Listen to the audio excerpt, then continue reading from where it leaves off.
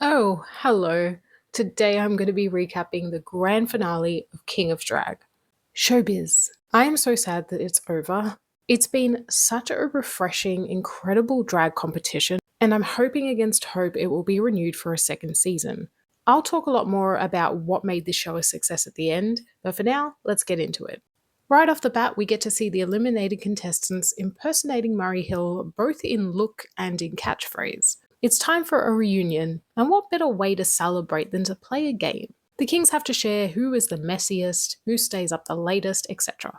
It sounds like the eliminated kings had a lot of fun off camera whilst sort of touring and staying inside the hotels and things like that. When it comes to the question, who do you think is going to win the first season of King of Drag? Big D says everyone won.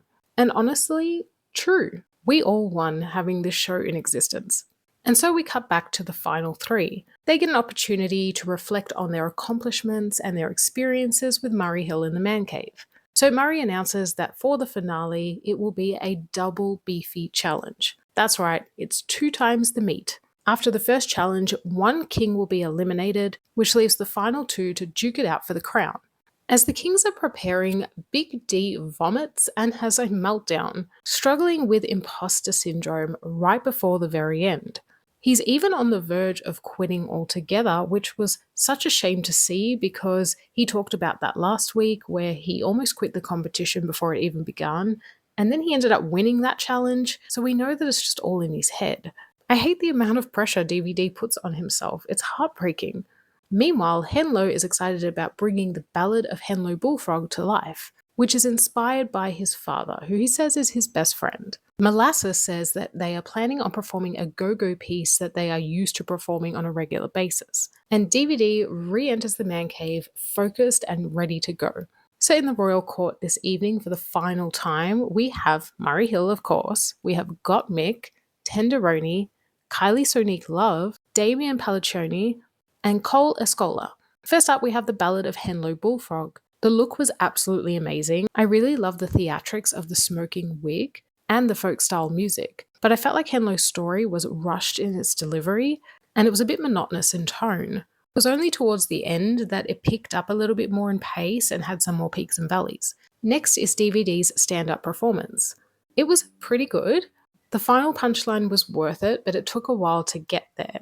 I'm just glad that he stuck it out, and honestly, doing stand up is hard enough, let alone doing it for a finale.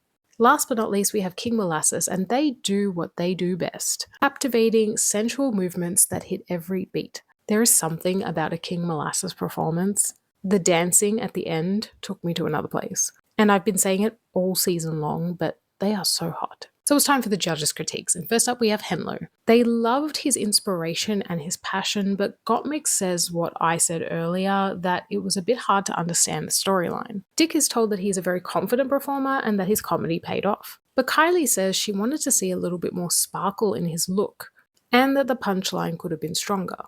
Gottmik tells Molasses that they have beautiful body control. They could really see the masculine and feminine aspects in their performance. As the judges deliberate, the entire cast are reunited in the man cave.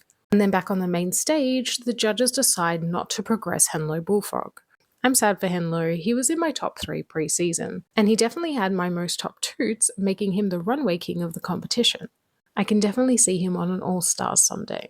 So it's all down to this. DVD and King Molasses are battling it out for the crown. And the final battle is a lip sync to the King of Drag theme song, King by Frankie Simone.